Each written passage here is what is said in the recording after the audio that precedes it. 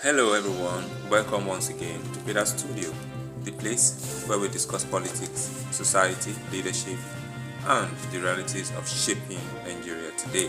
Today's discussion is a very serious one because one of Nigeria's most talked about political figure, Peter Obi, has reportedly announced his decision to leave the African Democratic Congress, popularly known as ADC. This development has already generated massive reactions across Nigeria. Some people are shocked, some are disappointed, others believe it confirms that Nigeria's political system is deeply troubled. But beyond party politics, there are bigger questions Nigerians should be asking. Why do internal crises allow political movement in Nigeria? Why do many politicians complain about sabotage, division, and external interference? Can any sincere leader truly survive Nigeria's political structure without compromise? And most importantly, what does this mean for future of opposition politics ahead of 2027? Today, we are going to break everything down carefully. According to reports, Peter Obi announced his departure from ADC after expressing frustration over what he described as a toxic political environment filled with intimidation, internal battles, endless court cases, suspicion, and political manipulation. In the statement, Obi painted the picture of a country where people trying to serve sincerely are constantly attacked, frustrated, and isolated. He said, Nigeria has become a society where humility is mistaken for weakness, integrity is not appreciated. That statement alone speaks volumes about the current state of Nigerian politics. Because, if we are being honest with ourselves, Nigerian politics is not usually designed to reward sincerity or discipline. In many cases, politicians in Nigeria reward power, influence, aggression, money, and political control. A politician who refuses to fight dirty is often seen as weak. A politician who tries to manage resources carefully may be called stingy. A politician who respects due process may be mocked as someone who does not understand real politics. And this is one of the major points Peter Obi appears to be making. He explained that his decision to leave ADC was not because of personal hatred towards party leaders like Senator David Mark or former Vice President Atiku Abubakar. In fact, he openly stated that he still respects them. But according to him, the same problems that allegedly destroyed unity inside the Labour Party now appears to be entering ADC. He mentioned endless court cases, internal division, suspicion, and infiltration by destabilizing forces.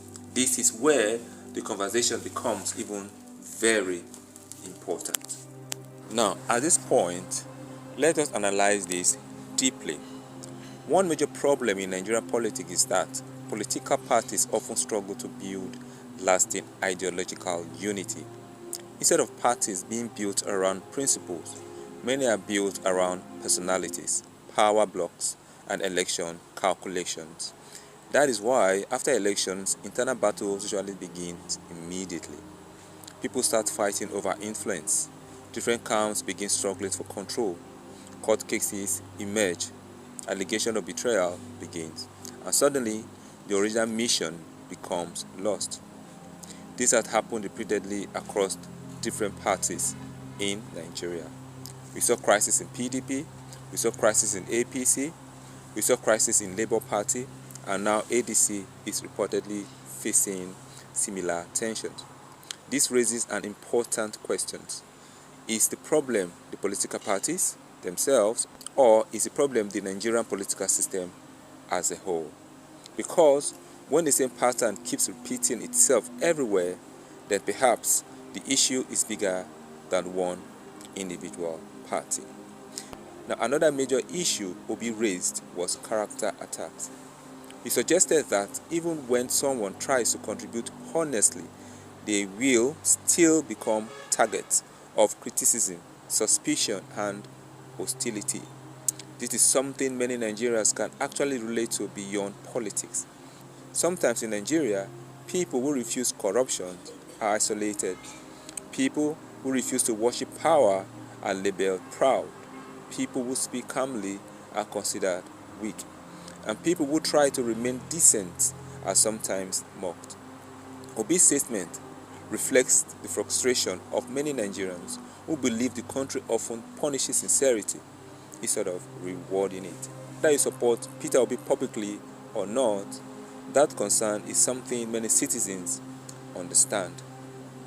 Now, one part of the statement that stood out strongly was when he said, "I am not desperate to be president or vice president or senate president. I am desperate to see a society that works." That line carries emotional and political weight. Why? Because Nigeria today is facing enormous challenges like rising insecurity, kidnappings, economic hardship, inflation, youth unemployment, poverty, internally displaced persons living in camps, hunger across many homes, and so on and so forth. Obi tries to redirect attention from political office to the suffering of ordinary Nigerians. And honestly speaking, this is where many Nigerians becomes emotional about politics. People are tired. Many citizens no longer care about party slogans. What they want is a government that works. A government that provides security, a government that creates jobs, a government that reduces hunger, a government that restores dignity to the people. Now, this is a question everybody is asking. If Peter Obi leaves ADC, where exactly is he going next? Reports suggest that there are discussions surrounding a newly registered political movement called NDC, alongside political figures like Rabiu Kwankwaso. However, nothing has officially been confirmed yet. Kwankwaso himself reportedly stated that consultations are still ongoing and no final decisions has been reached. This means Nigerians may still witness major political realignment before 2027. And let us be honest, the 2027 election may become one of the most unpredictable elections in modern Nigerian history because opposition forces are still trying to unite. Political alliances are still unstable, and many Nigerians are still deeply frustrated with the current economic realities. Another important issue here is the struggle of so-called third force movement in Nigeria. Many Nigerians want alternatives outside the traditional political structure, but the reality is that building a strong political movement in Nigeria is extremely difficult. Why is it extremely difficult?